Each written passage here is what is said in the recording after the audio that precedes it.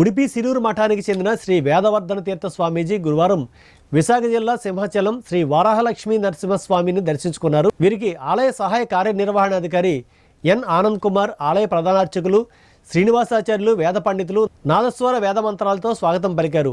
స్వామి అమ్మవార్ల దర్శనం అనంతరం ఈవో ఆనంద్ కుమార్ స్వామివారి చిత్రపటాన్ని బహుకరించారు.